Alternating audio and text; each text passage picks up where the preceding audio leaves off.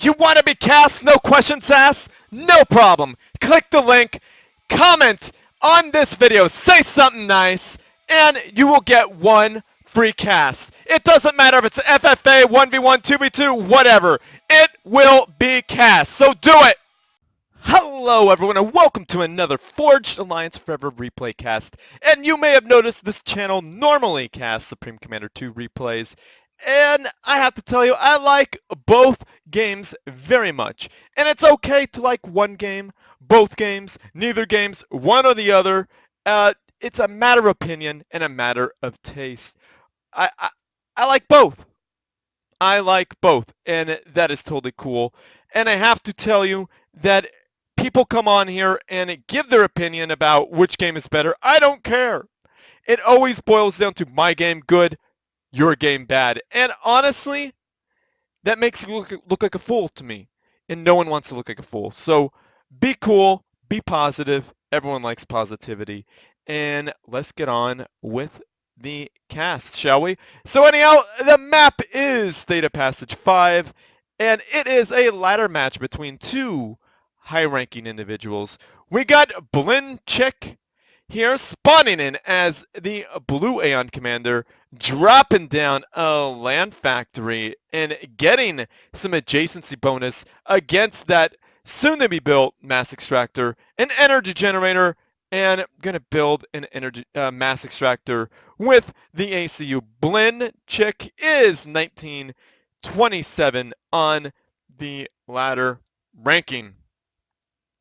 And his opponent, I don't know the gender of these people, so I'm just going to say his because, well, that's what I'm used to saying. Most people who play games are dudes, so we're just going to go with that. And I apologize if I got your gender wrong. Whatever, it's all good, I'm hoping. So anyhow, we got Montana spawning in as the Red Cyber Commander, dropping down a land factory and getting adjacency bonus himself. We're getting a Tech 1 mass extractor, which brings down the construction cost to -3 per second for a engineer. And we got an energy generator against it, which brings it down to -19 per second for an engineer. And it looks like Montana is going for a mass heavy build before the hydrocarbon, and it looks like Blln is going for a hydrocarbon, kind of going right for it after two mass extractors. So let's see how that pans out for the players. We'll speed this up to +2 because no one wants to sit here all day and watch one match. Well, some people do, but I don't. So anyway, let's hit Shift, Control Shift, and see how much this is worth. Let's see how that is affecting Blln's economy. That really is helping build these T1 mass extractors. You know, you may not think 10 mass is worth it, but you get 10 masses, that's 100 free mass.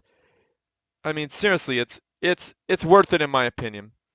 Now, how is Montana using Reclaim? Is Montana using Reclaim? I don't think Montana's using Reclaim.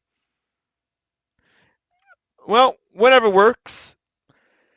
So hopefully Montana gets on it. So Montana has built an air factory and is getting a Jester, which is going to be very hard to deal with early on without any air support. However, it appears that Blln has an air factory.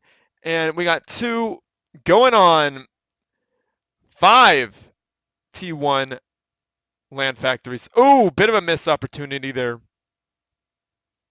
Oh, no, he went back. Montana went back and made sure that that engineer would bite the dust. And that Jester, ooh, that Jester's going to go down here in a second. Will it take another engineer? Oh, will it take a third engineer? Oh, that is a very effective Jester. That Jester's taking out 3 engineers. And is this going on 3 mass extractors that this Jester is going to be part of? Oh, we're missing some raiding up north with Blln.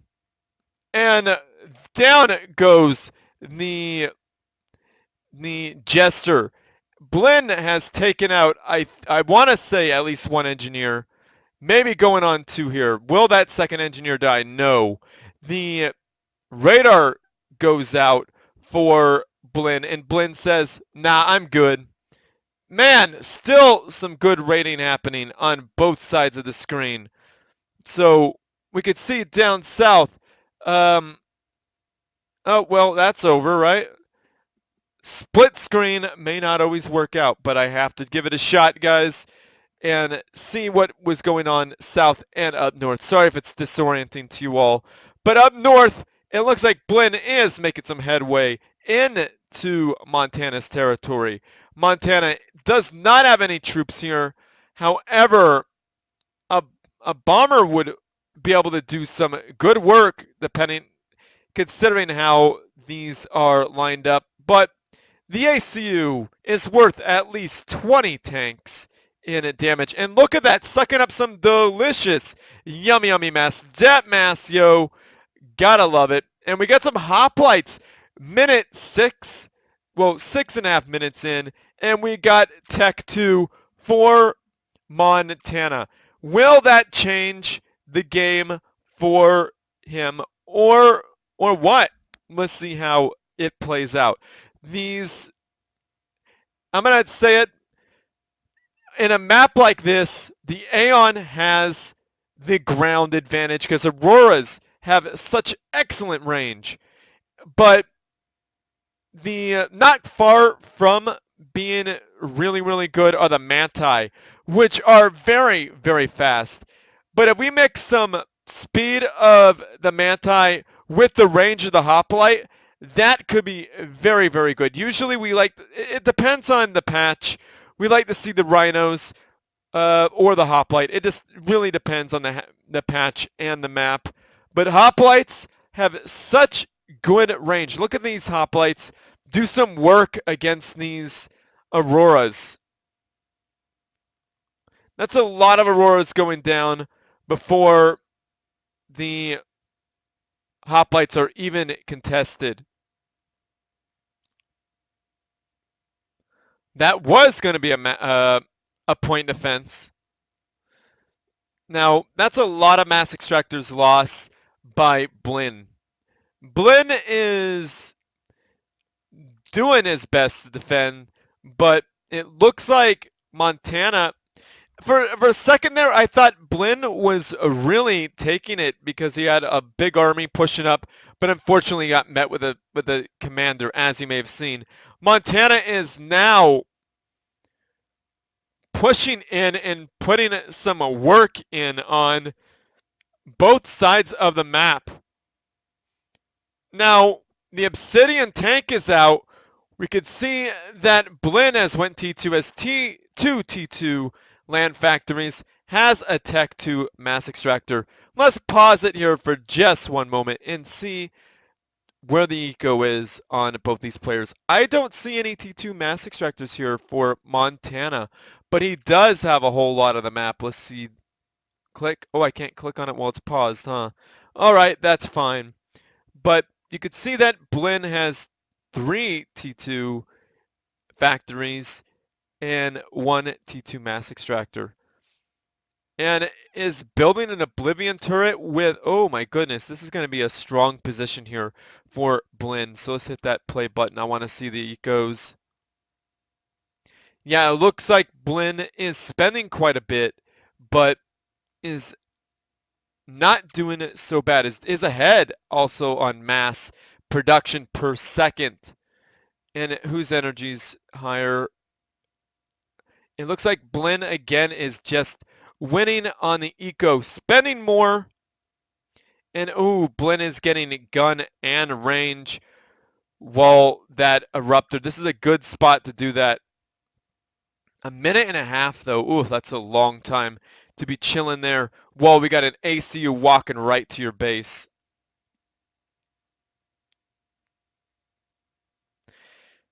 Now this ACU is walking in. There's some free mass just chilling around, but I think Montana's going for wants Blinn's head. So Blinn is now getting speed. So gun range and speed on the ACU is a very good choice on this map. And Blinn is getting some asylums with the Obsidians, a very good choice as well, adding some HP to the already high HP of the Obsidians. However, the Obsidians are really, really slow on this map. Ooh, losing 2 factories there, not ideal for Blinn at all.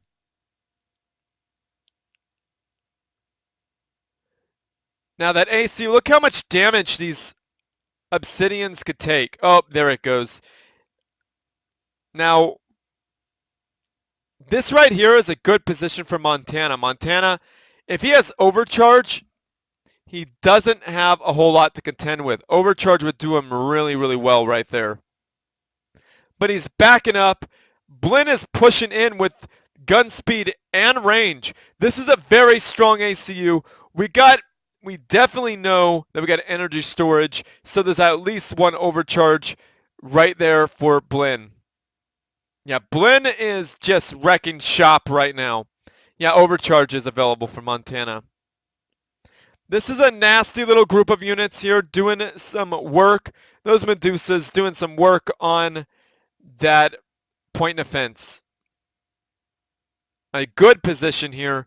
All Montana has to do is get a tactical missile launcher, though. A mobile missile launcher would be just as good. These Rhino tanks are not doing so well in a choke point against an Eruptor and a bunch of Obsidians.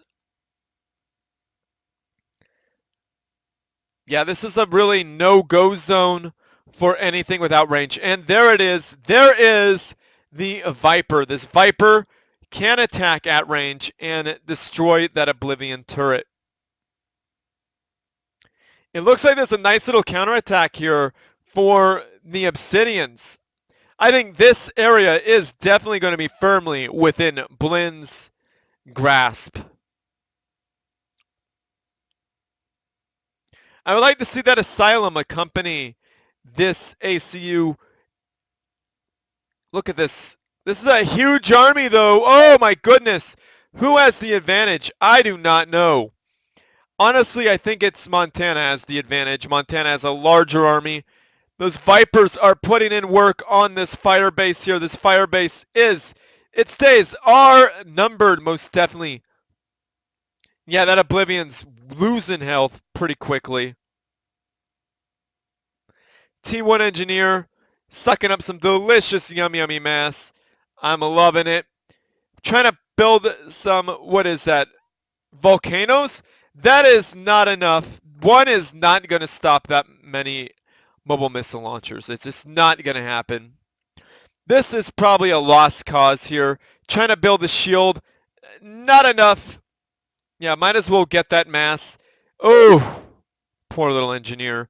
And gun range and speed being built by Montana. This is, like I said, this is a good map for that. I mean, you could PD push if you want. Tech 2 PD push, you definitely could do that. But gun and range is really, really, really good. Because look at this. This is a minimal force here. And look what has to happen. Montana has to back up with that gigantic force. Now, another thing that would really, really help Montana in this game right now would be having air control. But I don't think he has air control or even air superiority because look at all those conservators. There's some prowlers, but there is definitely more conservators. So air control, Aeon needs air superiority at least in order to really be effective because bombers are the natural enemy of the Auroras. Auroras do not do well against bombers at all. They may have significant range versus ground targets, but versus air, they're helpless. They have very low HP. Let's see how much HP they have. They have about 140. That's one bombing run, guys. These three could be dead with one bomber. Now, Montana is pushing himself If I were Montana, I would take his ACU, pull back. Does he have a T2? Where is the T2 engineer? A T2 engineer should be building some Cerberus turrets. That would really go well here. This army might do well against BllnChIK's army. Now, it looks like this might be a base trade situation where Montana is pushing his army in and BllnChIK is pushing his army in each other's base. BllnChIK has less of an army, less numbers, which could be really bad for BllnChIK. But BllnChIK isn't stupid. BllnChIK is backing up and saying, you know what? I don't think so.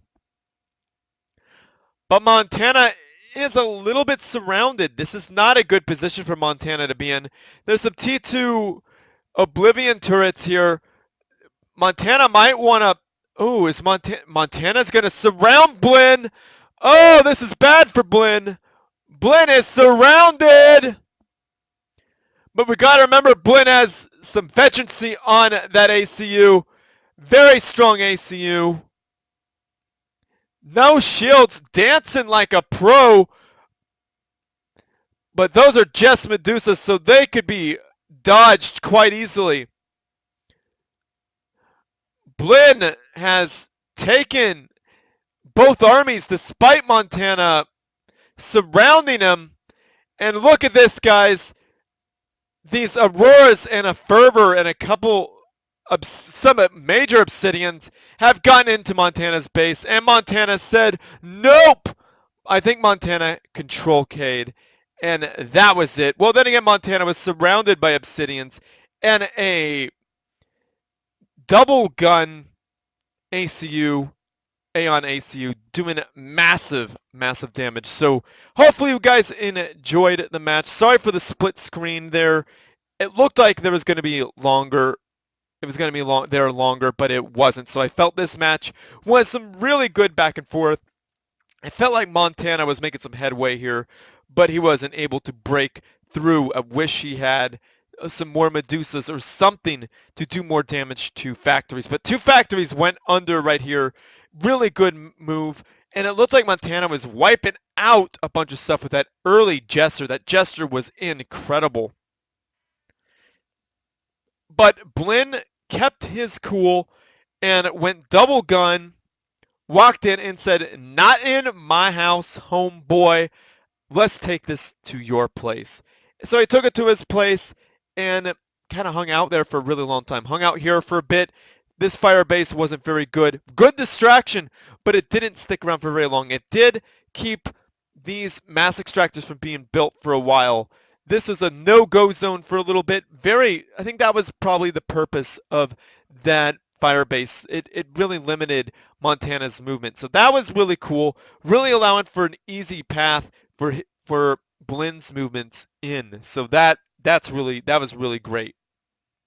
But I felt it was a good back and forth. So hopefully you guys back at home felt it was interesting to watch as well. So yeah, guys, I think I'm going to end this video. Hopefully it was a good one. I enjoy Forge Alliance Forever, and I enjoy Supreme Commander 2. Remember that, guys.